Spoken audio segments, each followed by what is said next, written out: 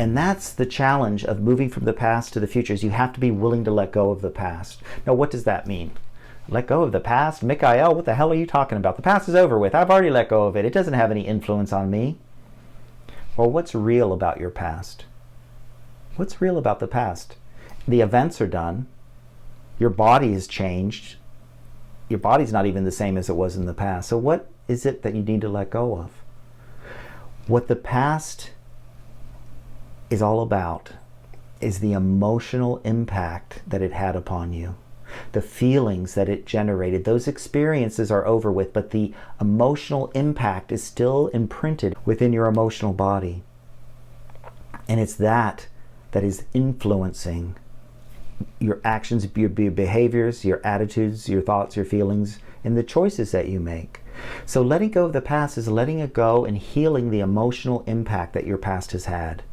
Because trust me, it will continue to have impact until we face it and change it. Until we move into it and take responsibility for it. Now, people can often say, well, it had nothing to do with me. It's all their fault that I'm the way I am because of the way I was raised, because of my parents, and because of my upbringing, because of where I was raised, because we had no money, because we had too much money, because the ego will come up with all kinds of excuses not to change. But it's just excuses. And when you can embrace and understand and step into responsibility, which is one of the 3 elements of stepping out of the cocoon, out of the past into the future. The first one is that you've got to take responsibility for your past, meaning I got to let go of the blame. I got to let go of who I'm blaming. I have to let go and forgive the relationships that are influencing me today, even though they're over with, even though it's unfinished emotions and finished relationships. Unfinished emotion, unfinished feelings that are still harboring in the shadow of your heart, in these finished relationships that are no longer in my life.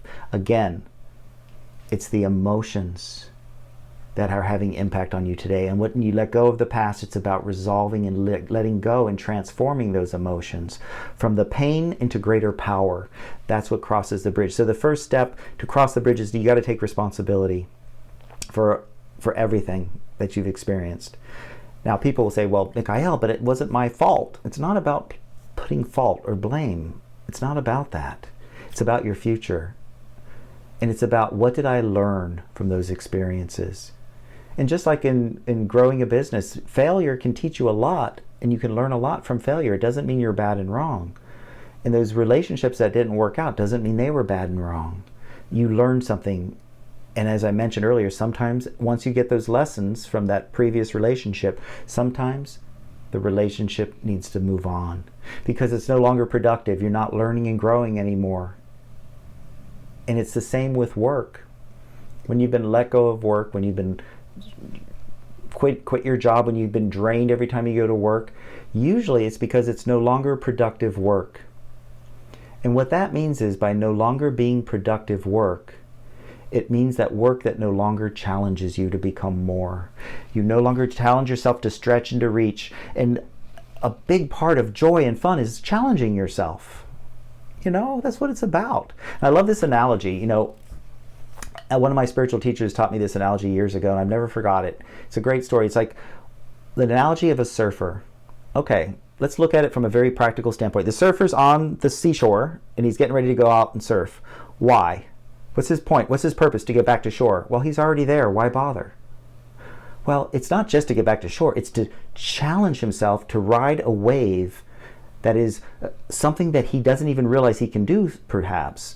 And he doesn't know what that wave is going to be about. He doesn't realize the size and the impact of the wave because he has no control over it. But he's willing to go out into the unknown. He's willing to go out into the surf, into the universe, and wait for the next wave to come, and he's going to challenge his abilities and his strengths to stand up on that board and to ride back to shore. And that will give him the greatest sense of joy and accomplishment because he faced a challenge and he succeeded. And even if he falls into the water, he might have ridden it for a few minutes or for a few seconds, but he still felt a sense of determination to move back out. So it's not about the end result, getting back to shore. It's about the challenge. And when you are in a job that you do not like and it will drain you, you will hate going to work, The fluorescent lights, I remember one job years ago, the fluorescent lights suddenly became a problem for me. I was like, I was so draining. These lights were draining. No, it was the fact that I wasn't challenging myself in my work. It had nothing to do with the lights.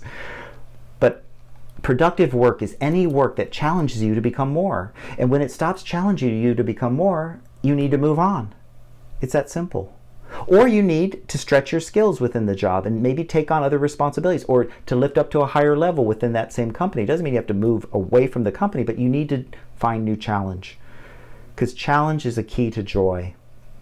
And here's again a problem that most of us have, is that we think of challenge as difficulty. No, it isn't. It's not difficult. It's complex. It's intricate. It's not difficult. And it doesn't lead to struggle.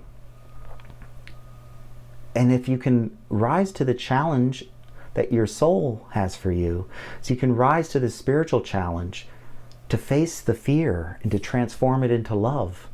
As I talked about in the first week of this class, about the relationship between love and fear and the dance, and how they need each other in this physical world for you to grow and to challenge yourself to become more. Without fear, there's no challenge to love. Fear is there to challenge you, to face the fear of loss, to face the fear of losing the love, to face the fear and to choose to love in spite of it. That's a challenge, a spiritual challenge. And all of us the ego wants to shrink, just like it does from chaos. It would rather shrink from the challenge of love and fear because it gives too much power away to fear. And when you can face your fear, it will transform into a greater sense of value and meaning and significance. That's what fear offers to love. But the second key of crossing that bridge from the past to the future, the first one was responsibility. The second one is that willingness to challenge yourself. To challenge yourself to go into the unknown, which is the future. To challenge yourself, and the key is to face the fear and also to dream. The third is to dream of a vision of the future. These three keys are what's going to help you cross the bridge, is to take responsibility, to challenge yourself, and to dream, and to open up to the possibilities of the future, of what could go right for you in your life. That is the challenge. And it's so important as each of us are embarking in this new year, as we move into 2021, and any time when you're ready to come forward and emerge from the past into the future, is to take responsibility for what happened. And that does not mean to blame. It does not mean to blame. Blame never, ever has accomplished anything for anybody. Responsibility has, and it's your ability and willingness to respond. That's it. Am I willing to respond to this pain I feel about this past relationship? Or am I going to harbor resentment? Am I going to harbor hate? Am I going to harbor disappointment? And I love this quote: hatred corrodes the container it's held in. Meaning, if you hold on to these negative feelings from the past, it keeps you stuck in the past, and it corrodes you from your power and your potential. So, as we move now and we bridge into the future, having that dream and vision for the future, most people wait to see what's going to happen instead of planning it, opening up to possibilities, and seeing in their mind, in their imagination, where they could possibly go, where this relationship could go, where this job could go, who could I become? How could I change and expand a vision of myself for the future? How can I see myself if I've been weak or afraid or cowardly or whatever feelings? How can I expand my inner vision of myself changing and being different? Because all change begins in the imagination. If you can't see it in your imagination, you will not create it in reality.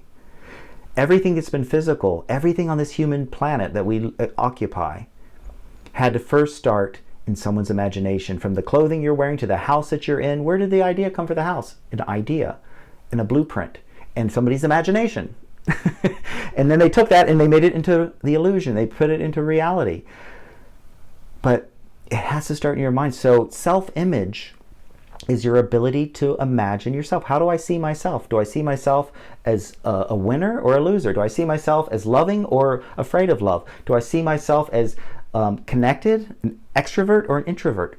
Examine, reflect, and you can change it if you change your self-image and if you're willing to go in the chaos of moving from the limited self into the empowered self? Am I willing to go across that bridge of chaos to get there?